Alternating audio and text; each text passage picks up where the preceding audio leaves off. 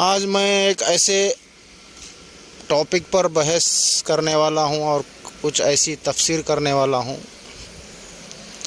جیسا کہ اپن جب قرآن شریف کو ہم پڑھتے، اگر غور و فکر سے اگر قرآن شریف کو پڑھا جائے تو کچھ آیتوں کا ترجمہ ایسا ہے جو کہ عربی میں وہ الفاظ ہے ہی نہیں وہاں پہ.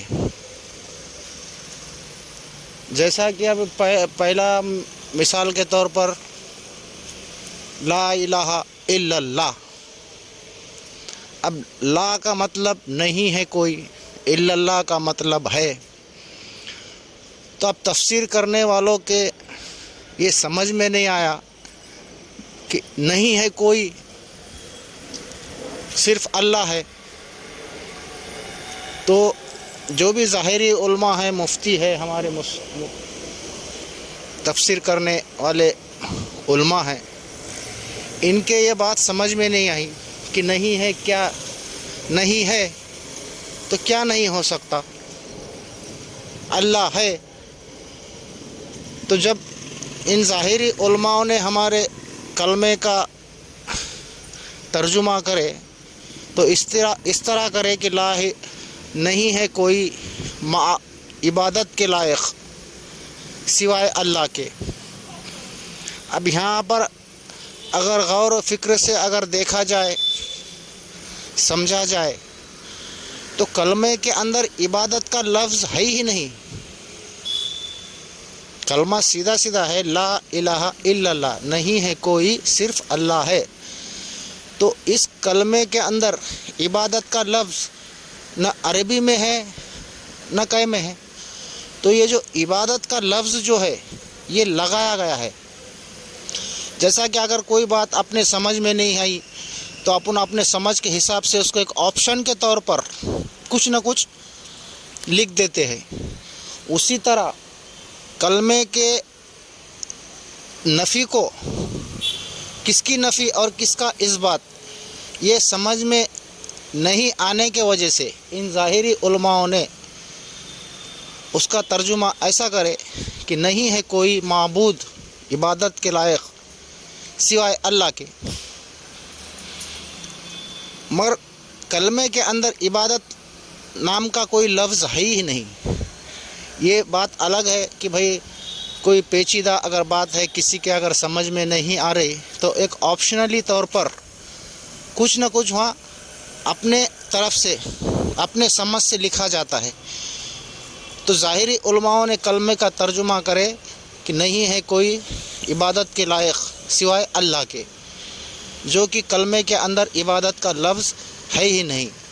جو عبادت کا لفظ اندر استعمال کیا گیا ہے وہ آپشنلی طور پر ایک اندازے کے حساب سے لگایا گیا ہے، جو کہ کلمے کا اصل مقصد، اصل معنی یہ ہے کہ لا نہیں ہے کوئی الا اللہ، صرف اللہ ہے. تو یہ ایک انسان کے سمجھ کے اوپر کی بات ہے. کوئی بھی ظاہر انسان، عام انسان اس کو نہیں سمجھ سکتا کہ نہیں ہے، کیا نہیں ہے. تو ایک آپشنلی طور پر انہوں نے یہ خیال کیا کہ بھئی کیا نہیں ہے، تو انہوں نے یہ لکھ دیا کہ نہیں ہے کوئی عبادت کے لائق سوائے اللہ کے. تو یہ کلمے کا ترجمہ جو ہے ایک دم صحیح نہیں ہے. یہ ایک اپنی طرف سے، اپنی سمجھ سے اس کو لگایا گیا ہے. اب دوسری غور کرنے والی بات ہے کہ قرآن کی پہلی آیت، سورہ بقرہ کی پہلی آیت ہے کہ الف لام میم. اب الف لام میم کا ترجمہ آج تک کوئی کر بھی نہیں سکا اور کوئی کرے گا بھی نہیں، اور جو کرے گا وہ لکھے گا نہیں. سچائی یہ ہے. لیکن اس کے آگے آیت ہے ذالک الکتاب لا ریب فیہ ھدی للمتقین. اب یہاں بہت غور و فکر کرنے کی یہ بات ہے. اگر تم سوچ سمجھ کے قرآن کو اگر پڑھو گے اور عربی کے الفاظ سے اگر تم واقف ہوں گے تو آپ کو یہ سمجھ میں بات آئے گی کہ جیسا کہ ذالک الکتاب لا ریب فیہ ھدی للمتقین۔ اب یہاں دیکھنے کی بات یہ ہے کہ عربی میں ذالکہ کا لفظ دور کے لیے استعمال ہوتا ہے۔ ذالکہ کا مطلب ہے کوئی دور کی چیز جو اپنے پاس میں نہیں ہے، دور کی چیز۔ جیسا انگلش میں دیٹ کے معنی کیا ہے؟ وہ یعنی کہ اپنے سے الگ، کہیں اور، اپنے سے دور۔ تو اسی طرح عربی کے اندر ذالکہ کا معنی ہے وہ، یعنی کہ اپنے سے دور۔ تو پہلی قرآن کی آیت ہے کہ ذالک الکتاب، بے شک وہ کتاب، وہ یعنی کہ کوئی دوسری کتاب۔ ہاں، اگر قرآن کی پہلی آیت میں الف لام میم ھذا الکتاب لا ریب فیہ یہ اگر لکھتے تو اس کا ترجمہ صحیح ہوتا کہ بے شک یہ کتاب، یہ یعنی کہ جو میرے ہاتھ میں ہے۔ جیسا کہ انگلش میں دھس بولے تو جو چیز اپنے نزدیک ہے، اپنے ہاتھ میں ہے، اس کو دھس بولتے۔ اسی طرح عربی کے اندر نزدیک والے چیز کو، اپنے ہاتھ میں جو چیز ہے، اس کے لیے ھذا کا استعمال ہوتا ہے۔ ھذا الکتاب لا ریب فیہ ھدی للمتقین۔ اگر آیت اس طرح ہوتی تو اس کا معنی ہوتا کہ بے شک یہ کتاب، یہ یعنی کہ تمہارے جو ہاتھ میں ہے۔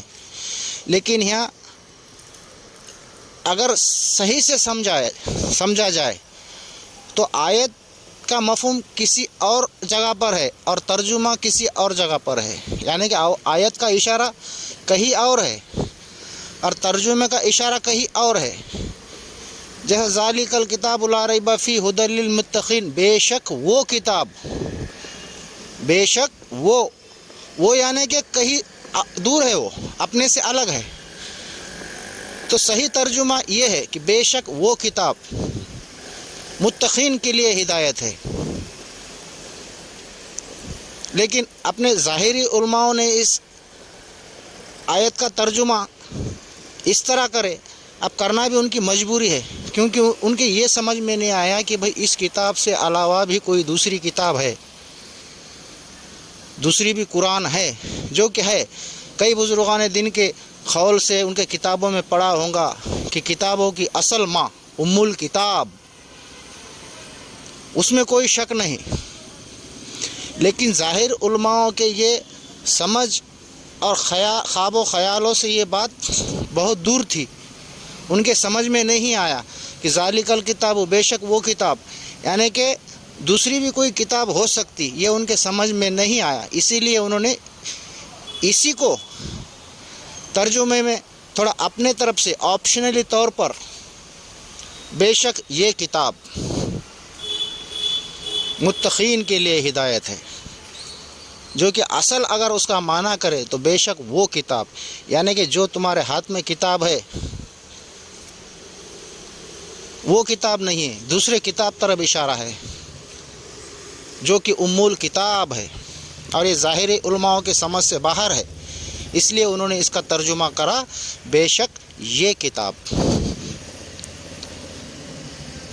تو قرآن جو تم پڑھ رہے ہو اس کی طرف سے اشارہ نہیں ہے، وہ کسی اور کتاب کی طرف اشارہ ہے، اور وہ سب کے سمجھنا سب کے بس کی بات نہیں ہے۔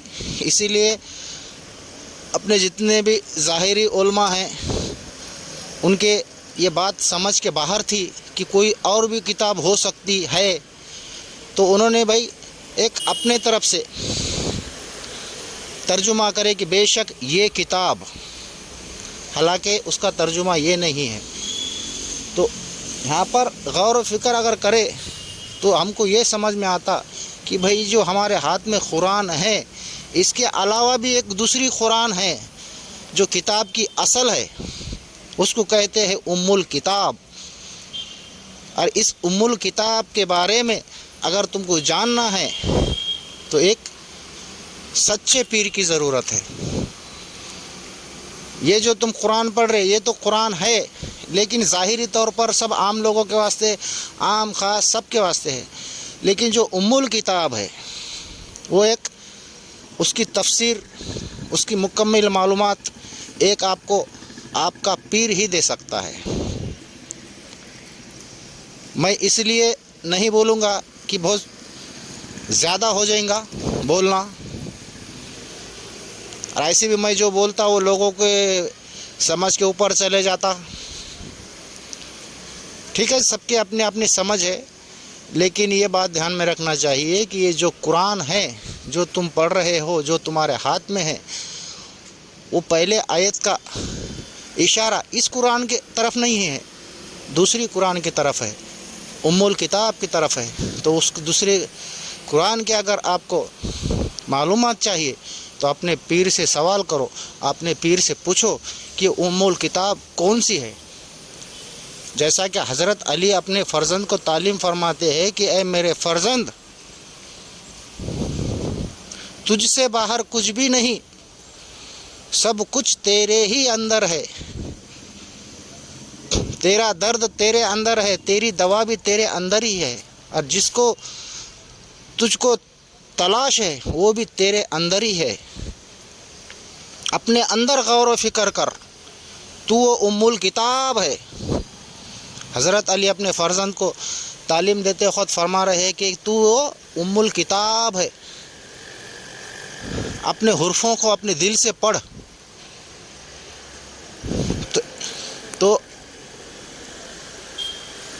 غور و فکر کر کے اگر انسان سمجھنے کی کوشش کرے گا تو بس یہ سمجھ میں آ جائے گی کہ یہ اس قرآن کے علاوہ بھی ایک دوسری قرآن ہے جو کہ قرآن کی اصل ہے۔ تو اس اصل قرآن کے بارے میں ہر مرید کو اپنے پیر سے پوچھنا ضروری ہے، اور پیر پر بھی فرض ہے کہ مرید کو بتا دے کہ وہ اصل کتاب کون سی ہے، اور وہ ام الکتاب جو کتاب کی اصل ہے وہ ہے انسان۔ بس اس کے آگے کی تفسیر آپ اپنے پیر سے پوچھو، آپ اپنے گرو سے پوچھو، آپ اپنے جو بھی آپ کا رہنما ہے اس سے پوچھو۔ میں نے تو آپ کو اشارہ دے دیا بس۔ تو عربی کے لفظوں میں کچھ ایسے فرق ہے جس کا اصل معنی قرآن کے اندر نہیں ہے، اس کا اصل معنی آپ کو آپ کا پیر ہی بتا سکتا ہے۔ یہ ظاہری علماء تو ان کی سمجھ وہاں تک کام بھی نہیں کر سکتی اور وہ سمجھ بھی نہیں سکتے۔ ایسے بہت سے آیت ہے قرآن کے اندر جس کا ترجمہ کچھ اور ہے اور آیت کا اشارہ کچھ اور ہے۔ تو اسی لیے اللہ تعالیٰ نے قرآن کے اندر خود فرمایا کہ قرآن کو ٹھہر ٹھہر کر اور غور و فکر سے پڑھو، اس لیے کہ بہت اندر راز کی بات چھپی ہوئی ہے۔ اگر قرآن کو تم رات میں پڑھو گے، گھنٹے میں پوری کرو گے، 2 گھنٹے میں پوری کرو گے، کچھ فائدہ نہیں ہے۔ ہاں، تم ایک آیت کو پڑھنے میں، اس کو سمجھنے میں اگر 1 ہفتہ لگاؤ، مہینہ لگاؤ، ٹھیک ہے، اس لیے کہ تم